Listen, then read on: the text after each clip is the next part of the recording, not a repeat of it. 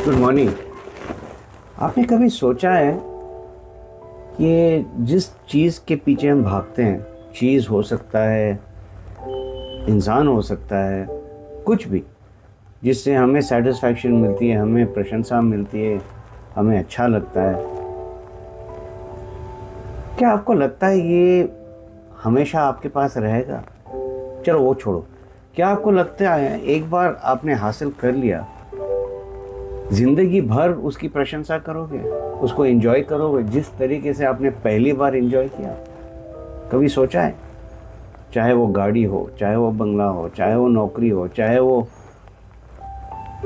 इंसान हो जो आपके लाइफ पार्टनर बनेंगे, कुछ भी जो एक इंसान एक्वायर करता है, जो लेता है अपने साथ, जिंदगी भर उसी कंसिस्टेंसी से लाइक, लव, अप्रिशिएट करेगा? ये सवाल कभी आपने पूछा है अपने आप से?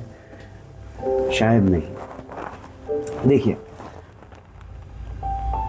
मैं अपने तजुर्बे की बात करता हूँ, ये बार बार मैं रिपीट करता हूँ। जब हम पैदा होते हैं, पैदा कौन करता है? माँ। नहलाता कौन है? पहली बार जब हम पैदा होते हैं, नहलाता कौन है? तो हमारा जो पहला और आखिरी स्नान जो होता है वो कोई और करता है। पैदा भी कोई और करता है। हम रिस्पेक्ट की बात करते हैं, हमें रिस्पेक्ट चाहिए, हमें रिस्पेक्ट चाहिए, यहाँ तक के लोग डिमांड करते हैं। डिमांड भी करो या आप अर्न करो, रिस्पेक्ट कोई आपको देता है, वहाँ पे भी कोई और आपको देता है।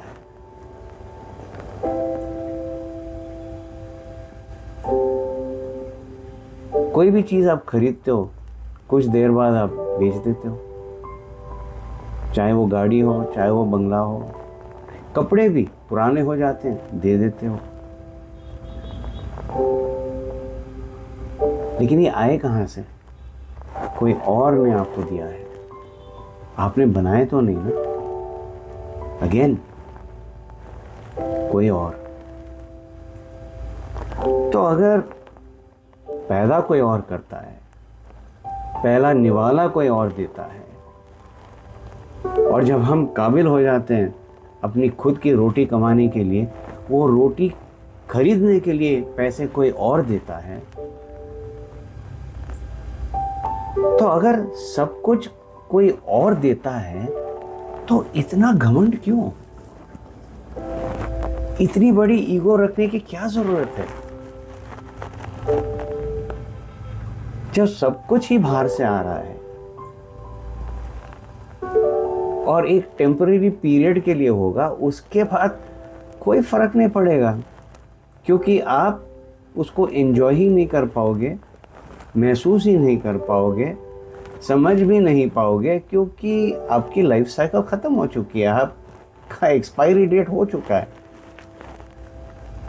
आपको एक बढ़िया सा 6 फुट बाय 3 फुट का सुपर लग्जूरियस कमरा मिलेगा जो इतना साइलेंट होगा, इतना ब्यूटीफुल एनवायरनमेंट में होगा, नेचर के साथ, कोई डिस्टर्ब करने वाला नहीं होगा। ये भी कोई और देगा आपको। तो सोचने वाली बात है ना दोस्तों, क्यों ये कलेश, क्यों ये झगड़े, क्यों इतना सरदर्द चीज़ों को लेकर, लोगों को लेकर? कितना वक्त बर्बाद होता है अपने ईगो को मसाज करने में। मुझे ये नहीं मिला, मेरे लिए ये नहीं बोला, मैंने इतना किया लेकिन मेरे लिए कुछ किया ही नहीं, कुछ बोला ही नहीं। इंसान है, और इंसान है तो ये थोड़ी सी प्रॉब्लमेटिक एरियाज हैं,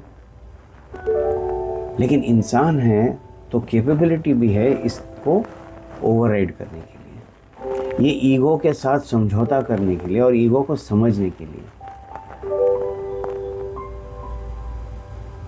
अगेन जहाँ तक मेरा समझ है और मैंने समझा है, ईगो एक ही चीज़ के लिए काम आती है और वो है अपनी खुद की इम्प्रूवमेंट। अगर आपको लगता है कि आप कहीं पे एक डिसएडवांटेज पे हो या आप लेवल 0 पे हो लेकिन आपको लेवल 1 पे जाना है, ये कर सकते हो।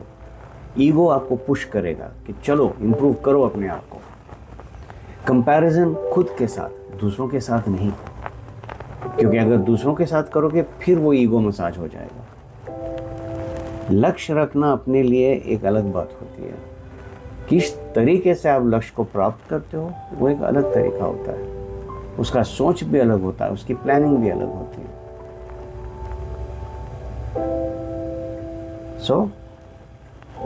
सोचने वाली बात है ना दोस्तों, कि जब सब कुछ बाहर से आता है तो क्यों इतना बड़ा ईगो। लाइफ को सिंपल रखना आसान भी है और इतनी आसान भी नहीं है।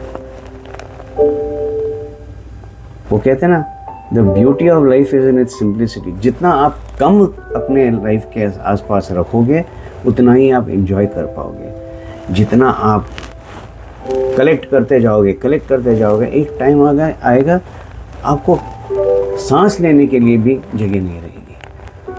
और ऐसे जिंदगी का क्या फायदा? There is no point.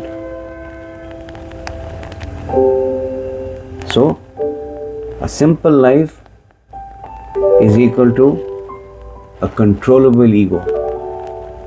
आप ईगो को कंट्रोल कर सकते हो, उसको संभाल सकते हो, और जो लाइफ हमें देती है